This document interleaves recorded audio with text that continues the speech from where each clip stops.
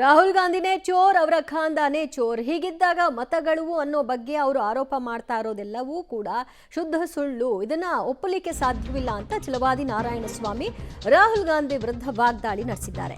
ಗುಂಡ್ಲುಪೇಟೆಯಲ್ಲಿ ವಿಧಾನ ಪರಿಷತ್ ವಿಪಕ್ಷ ನಾಯಕ ಇವತ್ತು ಮಾತನಾಡಿದ್ರು. ರಾಹುಲ್ ಗಾಂಧಿ ಚೋರ್, ರಾಜೀವ್ ಗಾಂಧಿ ಚೋರ್, ಇಂದಿರಾ ಗಾಂಧಿ ಚೋರ್, ಇಡೀ ಖಾಂದಾನೇ ಚೋರ್.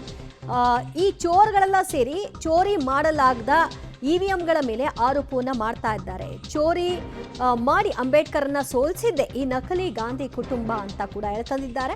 ನೆಹರು ಹೆಸರಿನ ಮುಂದೆ ಗಾಂಧಿ ಇರಲಿಲ್ಲ, ನಾನು ಮಹಾತ್ಮ ಗಾಂಧಿ ಬಗ್ಗೆ ಮಾತನಾಡ್ತಾ ಇಲ್ಲ ಅನ್ನೋದ್ರು ಕೂಡ ಸ್ಪಷ್ಟಪಡಿಸ್ತಾರೆ. ರಾಹುಲ್ ಗಾಂಧಿಯೇನೇ ದೊಡ್ಡ ಚೋರ್, ಅವರ ಖಾಂದಾನೇ ದೊಡ್ಡ ಚೋರ್. ಬಾಬಾ ಸಾಹೇಬ್ ಅಂಬೇಡ್ಕರ್ ಅವರು 1952ರಲ್ಲಿ ಪ್ರಥಮ ಚುನಾವಣೆಯಲ್ಲಿ ನಿಂತಾಗಲೇ 14,000ದಲ್ಲಿ ಸೋತರು. 74,333 ಓಟ್ಗಳು ಆವತ್ತೇನೆ ತಿರಸ್ಕೃತಗೊಂಡಿದ್ವು. ಅಂದರೆ ಅದು ಎಣಿಕೆ ಸರಿಯಾಗಿದ್ದರೆ ಅವರೇ ಗೆಲ್ತಿದ್ರು.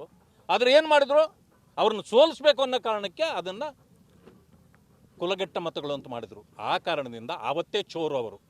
ನೆಹರು ಅವರು ಚೋರ್, ಅದಾದಮೇಲೆ ಇಂದಿರಾ ಗಾಂಧಿ ಚೋರ್, ರಾಜೀವ್ ಗಾಂಧಿ ಚೋರ್, ಈಗ ರಾಹುಲ್ ಗಾಂಧಿಯು ಚೋರ್.